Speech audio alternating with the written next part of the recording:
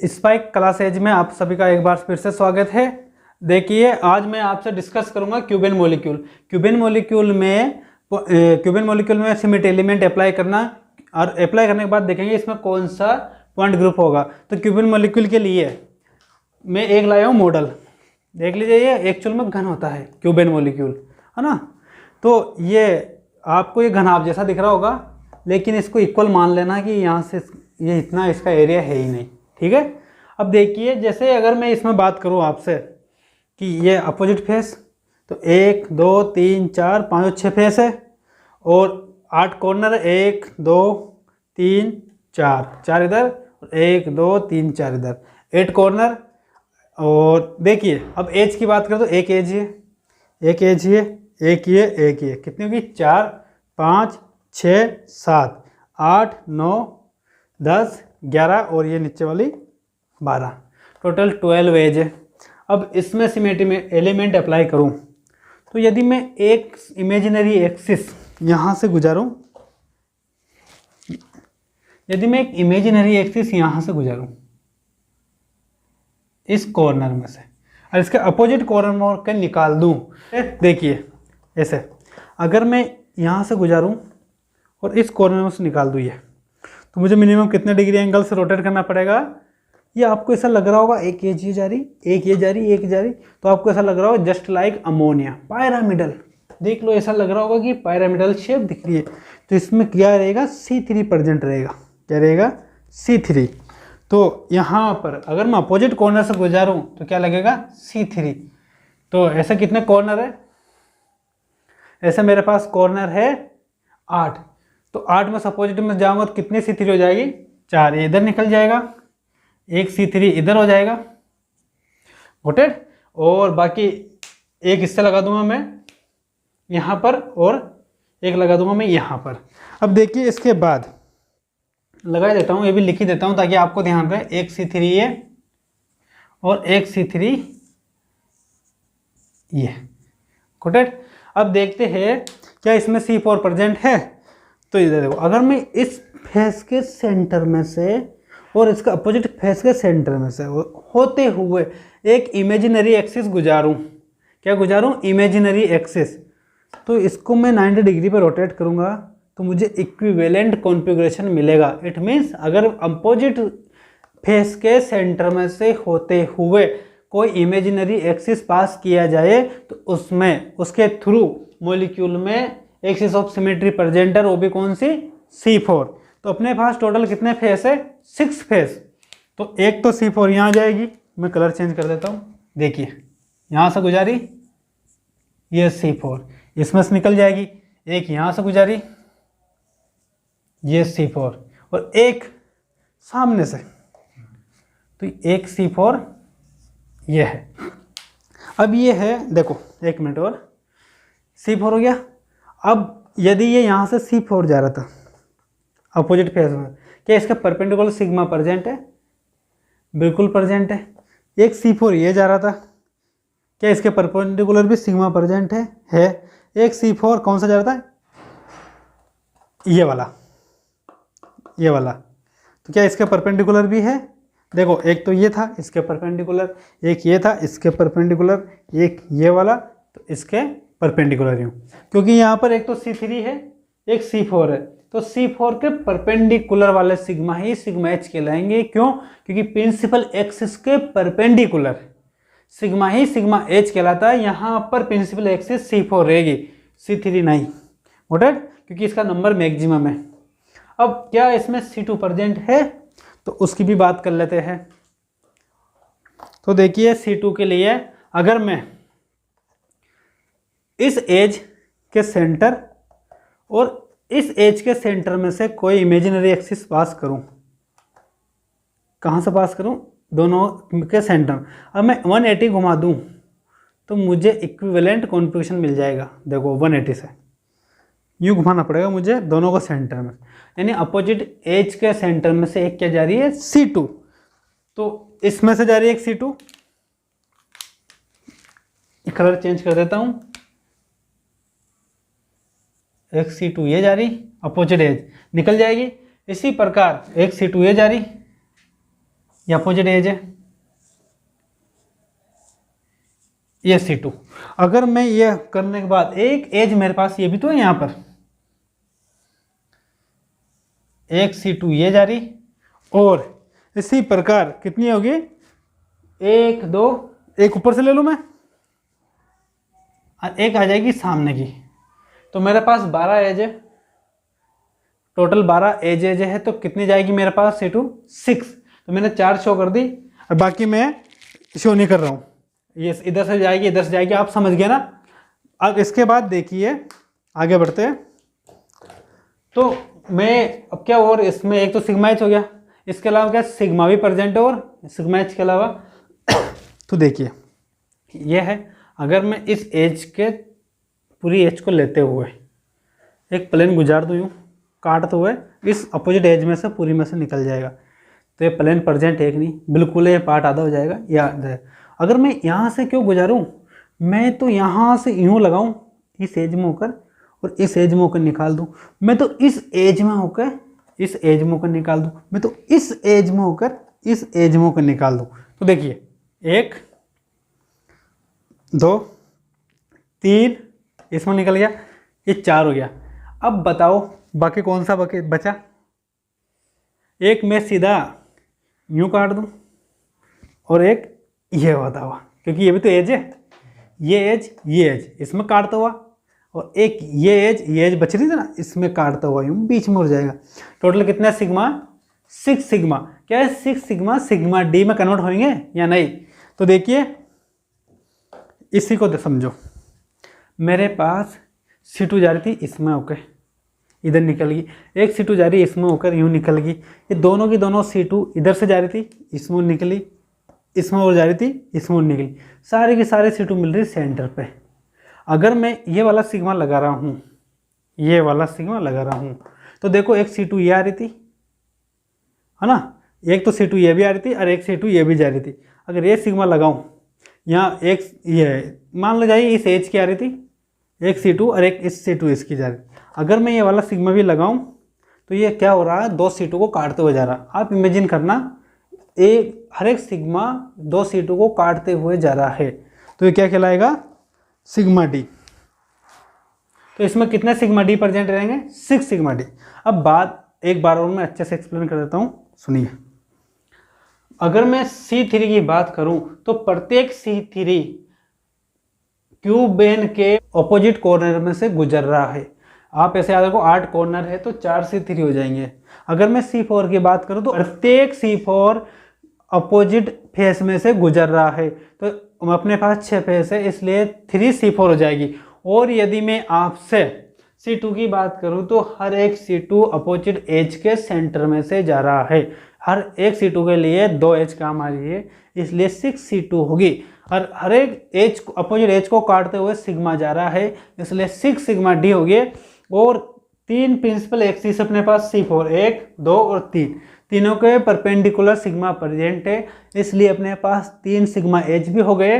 अब आ जाते हैं अपन इम्प्रॉपर एक्सिस ऑफ सिमेट्री पर। जहां से प्रॉपर एक्सिस ऑफ सिमेट्री जा रही, इसके परपेंडिकुलर सिग्मा भी प्रेजेंट है C4 के पर, तो ये तो हो जाएगा S4, एक S4 ये, एक S4 ये इसमें रहेगा और एक S4 इसमें रहेगा। Got it. ये और इस कॉर्नर को देखो, आप तो देखो ऐसे मैं समझाता हूं। मान ले जाइए ये कॉर्नर ऐसे जा रहा क्यूब का, एक ये एज और ये एज ऐसे है। एक को लेता हूं पेन में, समझना। देखिए ये कॉर्नर आपका अगर ऐसे जा रहा है तो ये कॉर्नर आपका ऐसे रहेगा, ये ऊपर का ऐसे है, ये एक एज नीचे जा रही, एक इधर एक इधर। नीचे का है अपोजिट, उसमें ये है कि नीचे क्यों जा रही, ये किए और एक ये ऐसे है। अब ये ऐसे रहेगा, एक मिनट, ये कॉर्नर यूं है बिल्कुल, तो ये कॉर्नर यूं रहेगा, यूं ऐसे है। देखो आपको क्या लग रहा है, अगर मैं इसको ही घुमाऊँ, पूरे को घुमा दिया, तो आपको ऐसा लग रहा जस्ट लाइक स्टैगर्ड। स्टैगर्ड नहीं है लेकिन स्टैगर्ड के जैसा है, क्योंकि इन दोनों के बीच में ये दिख रहा, इन दोनों के बीच में ये दिख रहा, और इन दोनों के बीच में ये, तो स्टैगर्ड लाइक दिख रहा है, जस्ट लाइक स्टैगर्ड। तो यानी C3 जहाँ से गुजर रहा है वो कौन से स्ट्रक्चर में से गुजर रहा होगा, स्टैगर्ड में से। जब स्टैगर्ड में से गुजर रहा है तो जहाँ से C3 जा रहा है वहाँ से कंबाइंड फॉर्म में क्या जा रहा होगा, इम्प्रॉपर एक्सिस ऑफ सिमेट्री भी जा रहा होगा। और उसका नंबर क्या रहता है, जब स्टैगर्ड है, स्टैगर्ड लाइक हो तो जस्ट दुगना। तो C3 जा रहा है, वहीं से जा रहा होगा S6, जहाँ से C3 जा रहा है वहीं से जा रहा है S6, जहाँ से C3 जा रहा है वहीं से जा रहा है S6। ये एग्जाम्पल मैंने इसलिए लिया है कि आपके दोनों टाइप के improper axis of symmetry explain हो गए होंगे।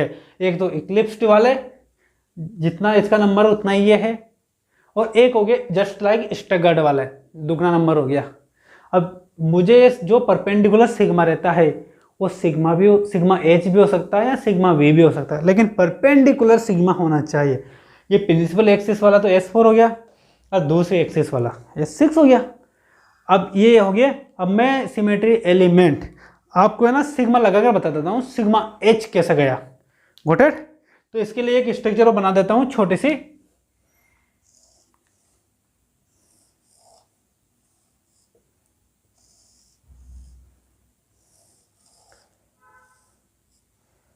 देखिए, हाँ, एक तो मेरे पास प्रिंसिपल एक्सिस था, C4 ये था जो प्रिंसिपल एक्सिस वाला है परपेंडिकुलर। तो इसके मैंने जो इसके परपेंडिकुलर सिग्मा लगाया वो लगाया है ये वाला।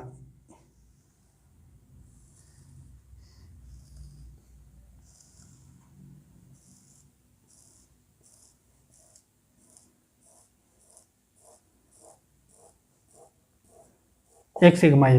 अब मेरे पास एक एक्सिस कौन सा था, प्रिंसिपल एक्सिस ये वाला। कौन सा वाला, ये वाला। तो इसके परपेंडिकुलर लगाता हूं मैं एक।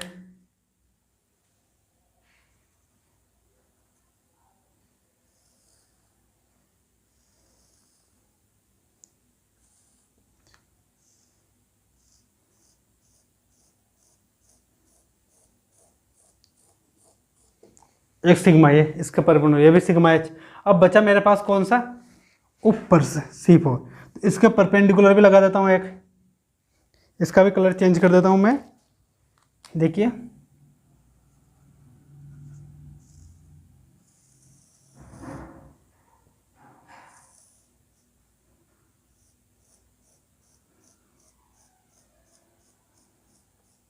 ये 3 सिग्मा एच है।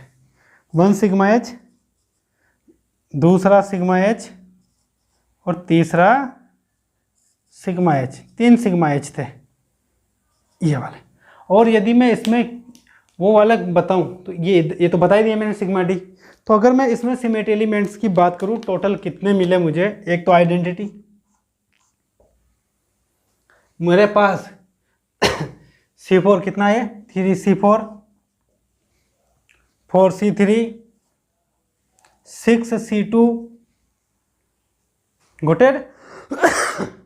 अब इसके बाद 3 sigma H, 6 sigma D, 6 sigma D के बाद मुझे और कुछ क्या मिला, देख लीजिए 3S4 और 4S6। और इसके बाद एक और बचा है, वो एक और अप्लाई कर लो। क्या इसमें आई प्रेजेंट है, सेंटर ऑफ सिमेट्री। अरे क्यूबेन स्ट्रक्चर है, घन है, अगर सेंटर में इसमें किधर भी चलूँ मुझे सेम डिस्टेंस पे सेम इन्वॉल्वमेंट मिलेगा, इसलिए इसमें आई भी प्रेजेंट है। जब ये प्रेजेंट है तो इनका जो पॉइंट ग्रुप बनता है वो पॉइंट ग्रुप कहलाता है इन कंबाइंड का ऑक्टाहेड्रल, OH।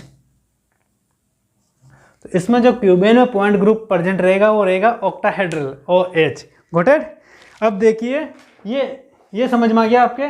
अगर मैं इसमें total number of symmetry elements की बात करूं, मुझे एक और बात बता दो, ये आगे आपके काम आएगा।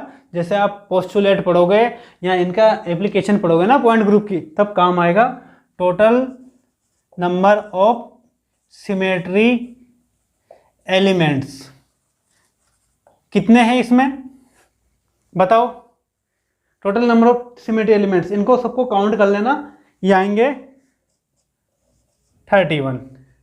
और यदि मैं ऑपरेशन देखूं, टोटल ऑपरेशन, यहाँ देखो इसको मैंने, ये 3 तो आ रहे, लेकिन C4 कितनी बार अप्लाई किया, C4 1, C4 2, तो ऑपरेशन काउंट होंगे ना। ऐसे टोटल नंबर अगर ऑपरेशन देखा अपन, total number of operations, operations को क्या कहेंगे अपन, order of the group. Order of the group जो मैं पढ़ा चुका हूं, ये रहेंगे इसमें 48। इसी के साथ आपका एक क्यूबेन मॉलिक्यूल समाप्त होता है। आपको अभी मैंने एक क्यूबेन एग्जांपल बताया था, क्यूबेन एग्जांपल में मैंने ऑक्टाहेड्रॉन पॉइंट ग्रुप निकाल कर बताया। अब मैं ऑक्टाहेड्रॉन पॉइंट ग्रुप को और अच्छे से एक्सप्लेन करने के लिए उसके कुछ एग्जांपल्स ले रहा हूँ, उसको एक्सप्लेन कर देता हूँ एक बार और। तो देखिए, जो ऑक्टाहेड्रॉन पॉइंट ग्रुप है वो अभी आप एक तो आप पढ़कर आए हो, जो मैंने अभी बताया आपको जस्ट। एक तो क्यूबेन में पाया जाता है, एक पाया जाता है SF6, इसकी स्ट्रक्चर है ऑक्टाहेड्रल स्ट्रक्चर। जिनकी ऑक्टाहेड्रल स्ट्रक्चर रहेगी उनमें ऑक्टाहेड्रॉन पॉइंट ग्रुप पाया जाएगा। अब देखिए, एक लिखता हूं मैं AML6N+-, जिसका कोऑर्डिनेशन नंबर 6 हो, ऐसा मैं कोऑर्डिनेशन कॉम्प्लेक्स ले लिया। लेकिन इसमें एक कंडीशन है कि ये क्या होना चाहिए, विदाउट जॉन टेलर डिस्टॉर्शन। इसमें जॉन टेलर डिस्टॉर्शन नहीं होना चाहिए। आदि एग्जाम्पल से मैं आपको एक्सप्लेन करता हूं। तो मैं जो यहाँ रेफरेंस के लिए एग्जाम्पल ले रहा हूँ ऑक्टाहेड्रॉन को समझाने के लिए, वो ले रहा हूँ SF6। क्यों ले रहा हूँ, क्योंकि मैं क्यूबेन बता चुका हूँ। क्यूबेन में आप इजीली एक्सप्लेन कर सकते हो सिमेट्री एलिमेंट्स। अब मैं आपको SF6 ले रहा हूँ, थोड़ा सा पॉइंट ग्रुप वही है, लेकिन इसमें एक्सप्लेन करने में प्रॉब्लम आएगी, तो आप उसको बहुत एकाग्रता के साथ समझिए। देखिए, सबसे पहले बना लेते हैं अपन इसकी स्ट्रक्चर। SF6 की क्या स्ट्रक्चर रहती है,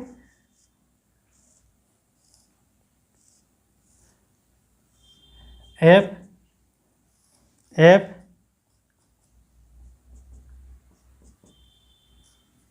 ये SF6 हो गया।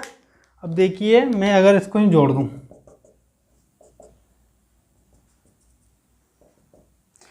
हो गया SF6। देखिए कैसे, ये तो है स्क्वायर पार्ट इसका, ये इस स्क्वायर पार्ट के ऊपर, जैसे कि मैं आपके सामने कोई ले लूँ, ये बुक ले लूँ, ये तो हो गया इसका स्क्वायर पार्ट। एक फ्लोरीन, चारों कॉर्नर पे एक एक फ्लोरीन है, ये सेंटर में सल्फर एटम है, एक फ्लोरीन इसके ऊपर है, एक फ्लोरीन नीचे है। Got it. ये हो गया मेरा, क्या हो गया, ऑक्टाहेड्रल स्ट्रक्चर। ये सब के सब बॉन्ड एक दूसरे क्या इक्वल है, ये 6 के 6 जो बॉन्ड लेंथ है बॉन्ड इसकी क्या एक दूसरे के इक्वल। जब इक्वल है तो ऑक्टाहेड्रल में कोई इक्वेटोरियल बॉन्ड और एक्सियल पोजीशन नहीं होती है कि ये इक्वेटोरियल है। आप ऐसा बिल्कुल नहीं बोल सकते कि जो स्क्वायर प्लेनर पार्ट पे है वो इक्वेटोरियल है और ऊपर वालों को एक्सियल बोल दे। आप इसमें बिल्कुल नहीं बोल सकते। अगर उसको ये एक्सियल हो जाएगा, मतलब ये बॉन्ड लेंथ बढ़ जाएगी, तब तो उसमें जॉन टेलर डिस्टॉर्शन आ जाएगा, वो तो स्ट्रक्चर ही अलग हो जाती है।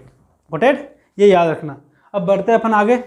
जैसे ही मैंने आपको बुक ली थी, अगर एक तो नीचे है जुड़ा हुआ, एक ही ऊपर है, गॉट इट, एक ही ऊपर है ना, ये हो गया। अगर मैं ये प्लेन मानूं, कौन सा वाला प्लेन, ये वाला प्लेन मानूं मैं, ये प्लेन मान लेता हूँ, तो मुझे ऐसा लग रहा है कि ऊपर नीचे के दोनों फ्लोरीन तो प्लेन में है, ये 2 fluorine out of the plane है, और ये पीछे के 2 फ्लोरीन बिलो द प्लेन है। तो ये स्ट्रक्चर भी बना लेता हूँ, ये काम आएगी मेरा भी। देखिए, अगर मैं यूँ मानूँ कि सल्फर है, ये 2 फ्लोरीन अप और डाउन वाले तो कहाँ पर है, ऑन दी प्लेन। अगर ये सामने वाले 2 कहाँ पर है,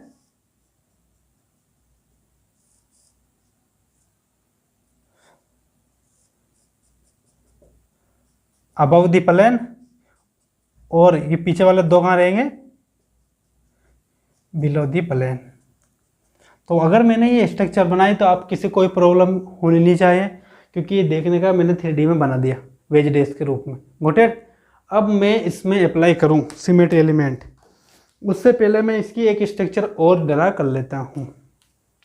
वो ये है कि देखिए, बहुत सोच समझ कर देखना, ये पार्ट था इसका मेरे पास स्क्वायर पार्ट एक फ्लोरीन था यहाँ पर, एक फ्लोरीन था यहाँ पर था। अगर मैं इनको इस वाले पार्ट से जोड़ दूँ, इस वाले से जोड़ दूँ, इसको मैं इस वाले से जोड़ दूँ, नीचे का फ्लोरीन सब जोड़ूंगा, इसको जोड़ दिया। इसी प्रकार इसको मैं इससे भी जोड़ दूँ, इससे भी जोड़ दूँ, और इससे भी जोड़ दूँ, और इससे भी जोड़ दूँ। ये ऐसा समझ में नहीं आएगा, मैं आपको समझाता हूँ वापस बुक लेके।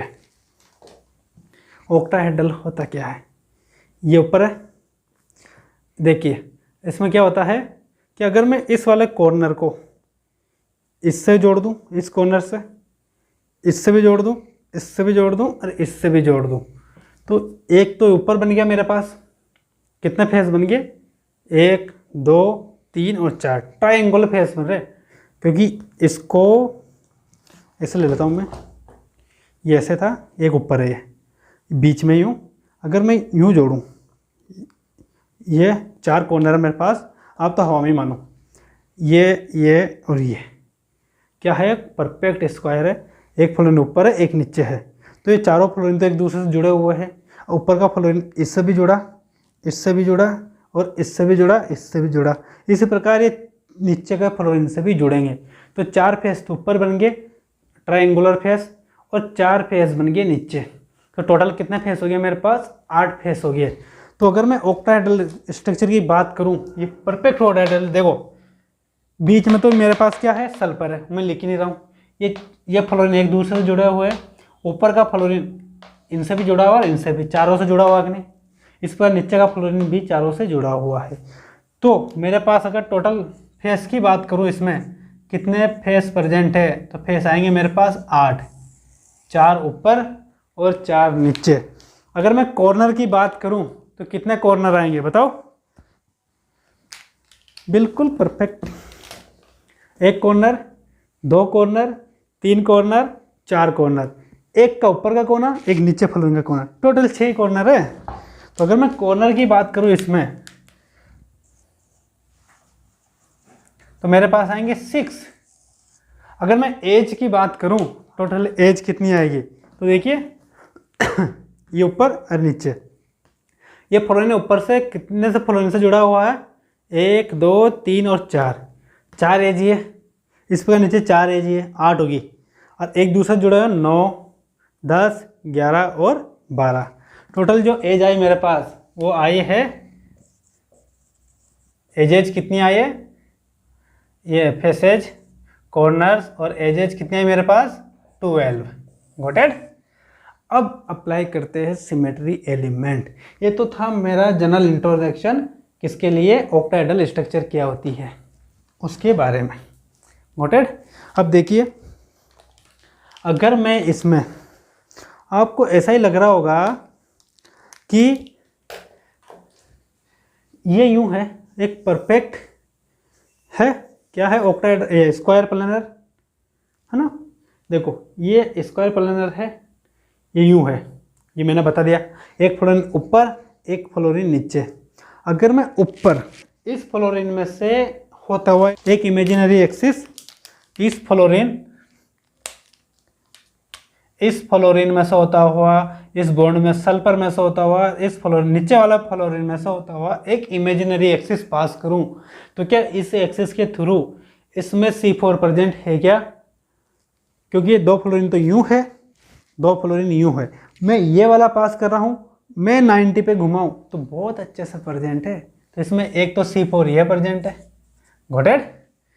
C4 प्रेजेंट है। अब यूं बताओ कि मैं यदि, देखो मैं दूसरा लेता हूं, ये है, अगर ये ऊपर था फ्लोरीन, एक नीचे था, मैंने इस पर इमेजिनरी एक्सिस पास किया, ये घुमाया, C4 प्रेजेंट है। अब मेरी मर्जी है कि मैं इस फ्लोरीन में से ये वाला इसमें से होते हुए सल्फर में होता हुआ इसमें से गुजार दूं। तो देखो ये फ्लोरीन, ये जोड़ दिया मैंने, इसके नीचे जोड़ दिया और यूँ जोड़ दिया, तो ये वाला ये अब ये यूँ बन गया, परफेक्ट स्क्वायर बन गया कि नहीं? इस परफेक्ट स्क्वायर है। तो देखो इस परफेक्ट स्क्वायर में से इट मीन्स अगर मैं यहाँ से पास करूँ इनमें से, तो एक C4 ये भी प्रेजेंट है, क्योंकि कैसे ये आगे का, ये पीछे का और ये एक परफेक्ट स्क्वायर बन जाएंगे। इसी प्रकार अगर मैं इधर से पास करूँ तो एक C4 ये भी प्रेजेंट है। टोटल कितनी प्रेजेंट होगी? 3C4। अब देखिए ये तो होगी यहाँ पर। अगर मैं इसमें सिग्मा की बात करूँ तो वापस समझो, एक नीचे था एक ऊपर था, एक C4 में जा रही थी, तो इसके परपेंडिकुलर मैं एक ये प्लेन अप्लाई करूँ तो प्लेन प्रेजेंट है। आधे आधे फ्लोरीन को काटते हुए चल जाएगा चारों को, और ये ऊपर बच जाएगा, ये नीचे बच जाएगा, तो इसमें एक सिग्मा H है। अगर मैं यूँ गुजारूँ प्लेन, क्योंकि एक C4 कौन जा रहा है? इस कॉर्नर से यूँ जा रहा है, ऊपर फ्लोरीन नीचे फ्लोरीन। अगर मैं यूँ काटते हुए जाऊँ तो देखो ज़्यादा फ्लोरीन कट गया, ये कट गया, ये कट गया, ऊपर का कट गया, नीचे का कट गया, ये इधर रह गया, इधर रह गया। एक सिग्मा H ये प्रेजेंट है, इसी प्रकार एक सिग्मा H ये प्रेजेंट है, और एक ये था ये। तो टोटल कितने सिग्मा H है? 3 सिग्मा H है। अब 3 सिग्मा H हो गया, C4 समझ में आ गया। अब आ जाते हैं अपन, क्या इसमें C3 प्रेजेंट है? तो वो भी देख लेते हैं। अब देखिए अगर मैं C3 की बात करूं तो क्या इसमें C3 प्रेजेंट है? तो उसके लिए मैं एक स्ट्रक्चर और बनाता हूं। मैंने बनाया, इसी स्ट्रक्चर को दोहरा रहा हूं मैं, वो ऐसे दोहराता हूं कि सल्फर और ये है फ्लोरीन, एक ये था डैश पे फ्लोरीन, ये वेज पे था और ये वेज पे था फ्लोरीन, और ये 2 फ्लोरीन कहाँ पर थे? प्लेन में थे। Got it? अब मैं अपोजिट फेस की बात करूं आपसे, अगर मैं इस फ्लोरीन को इस फ्लोरीन से मिला रहा हूं तो मेरे पास एक बन रहा है ट्राइएंगुलर फेस। इन दोनों फ्लोरीन को मैं यूं मिला दूं और यूं मिला दूं तो मेरे पास एक और ट्राइएंगुलर फेस बन रहा, 2 ट्राइएंगुलर फेस। देखिए एक दूसरे का अपोजिट है, स्टैगर्ड लाइक है। ये आप कैसे समझोगे? ये मैं समझाने के लिए वापस आपको ये लेता हूँ, क्योंकि अपने पास टोटल 8 ट्राइएंगुलर फेस है, तो फेस तो ट्राइएंगुलर बन रहा है। देखिए ये ऊपर ये नीचे, ये मेरे पास परफेक्ट था ऑक्टाहेड्रल। मैं इसको थोड़ा सा टिल्ट कर देता हूँ, मैंने यूँ कर दिया आपकी तरफ, यूनिरा का मैंने थोड़ा सा यूँ कर दिया। मॉलिक्यूल है, हवा में किधर भी मोड़ूँ, मैंने मोड़ दिया। मोड़ने के बाद आप इसको ध्यान से देखिए और इस कॉर्नर को इस और इस कॉर्नर से मिलाइए। एक क्या दिख रहा है? फेस दिख रहा है आपको, जिसका टॉप ऊपर है, ट्रायंगुलर फेस। अगर मैं इसी प्रकार ये पीछे के 2 फ्लोरीन को इस नीचे वाले से मिला दूं तो इसके जस्ट पीछे इसके अपोजिट एक और फेस दिख रहा है ट्रायंगुलर। देखिए ये वाला, यही तो बनाया मैंने। तो देखिए 2 फेस, अगर मैं इसमें से एक इमेजिनरी एक्सिस पास करूं तो क्या C3 प्रेजेंट है? तो मैं इस दोनों ट्रायंगुलर को एक बार और बना लेता हूं। ऊपर वाला तो ऐसे है, अब पीछे वाला ऐसे, कोई भी मान लो आप, कैसे भी टिल्ट कर लो, ये आगे पीछे से कोई नहीं।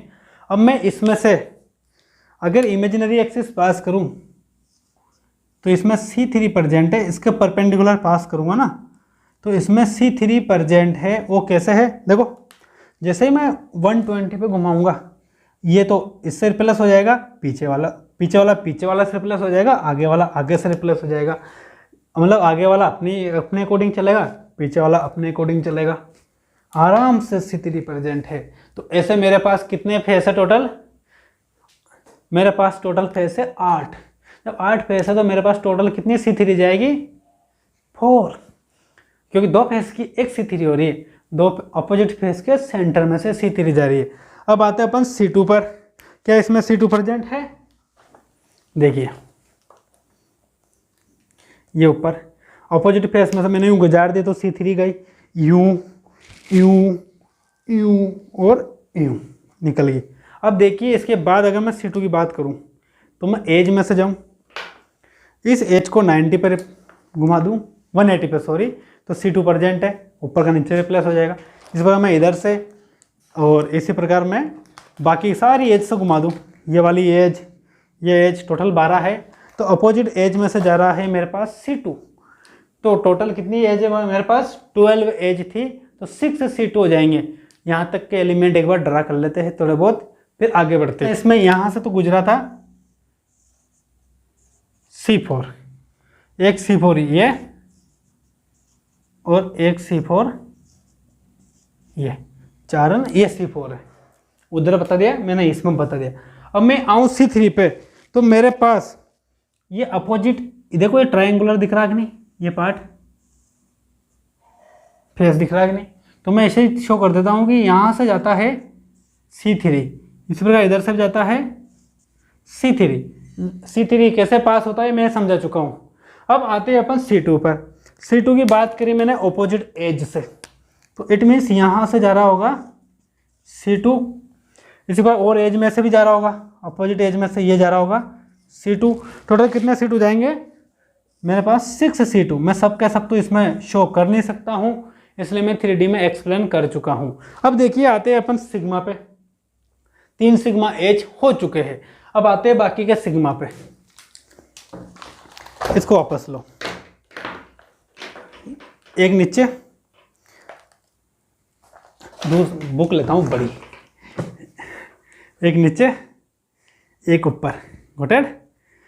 ये था अगर इधर से C4 था प्रिंसिपल एक्स, इसके परपेंडिकुलर तो था सिग्मा एच, हो गया। अगर मैं इसमें सिग्मा डी की बात करूँ तो कैसे रहेगा, तो एक बात याद रखना, सिग्मा एच तो गुजार चुके हैं, एक्सिस ऑफ सिमेट्री भी देख चुके हैं। अब देखते हैं तो उसके लिए देखो अपने पास कितनी एज थी, टोटल 12 एज। तो अगर मैं यूं लूँ, ये जा रहा अपोजिट एज को काटते हुए, देखो ये ऊपर ले लिया मैंने, ये यूं ले लिया, इसको मैंने यूं मिलाया, एक एज ही होगी मेरे पास, इसकी जस्ट अपोजिट रहेगी ये वाली। इस एज में मैं बीच में से काटता हुआ जा रहा हूँ, यूं काटा, आधा हो गया, इस एज में से भी आधा काटते हुए निकल गया, एक ऐसे। इसी प्रकार एक यूं जाएगा, इसी प्रकार एक यूं जाएगा, एक यूं जाएगा। तो देखिए तो टोटल अपने पास हो गया 6 सिग्मा डी जो गुजर रहे हैं अपोजिट एज को काटते हुए। तो देखो अगर मैं एक फेस ले लूँ, तो जो एज को काट रहा था ना अपोजिट, तो जस्ट फेस में के बीच में से जा रहे थे, कौन, सिग्मा डी। तो एक फेस में से 2 सिग्मा डी जा रहे हैं यूँ अपोजिट में से, तो एक सिग्मा डी है और एक सिग्मा डी है।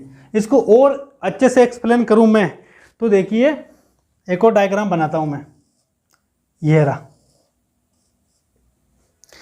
आपने सिग्मा एच तो लगा ही लिया था, सिग्मा एच कैसे लगाया था, देखो अगर ये मैंने ऑक्टाहेड्रल का ये स्क्वायर फेस ले लिया, ये ऊपर फ्लोरीन था नीचे फ्लोरीन था, ये स्क्वायर फेस पर अगर मैं सिग्मा एच की बात करूं तो एक सिग्मा एच यूँ जा रहा था, एक सिग्मा एच यूँ आ रहा था। तो अगर मैं इन कॉर्नर की बात कर रहा था यूँ, ये तो कौन था, सिग्मा एच।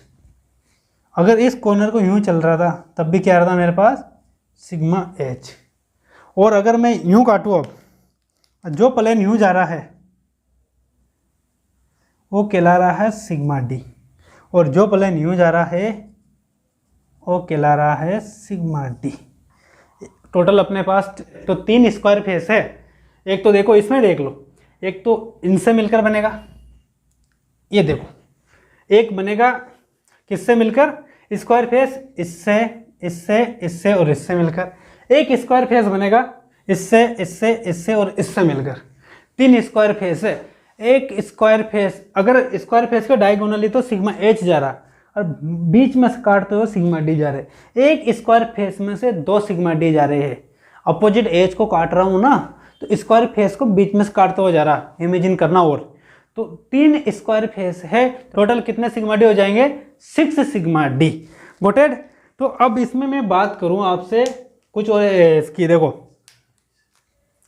ये था इसके परपेंडिकुलर, C4 के परपेंडिकुलर क्या था, सिग्मा एच था S4, इसी में था S4, इसी में था S4।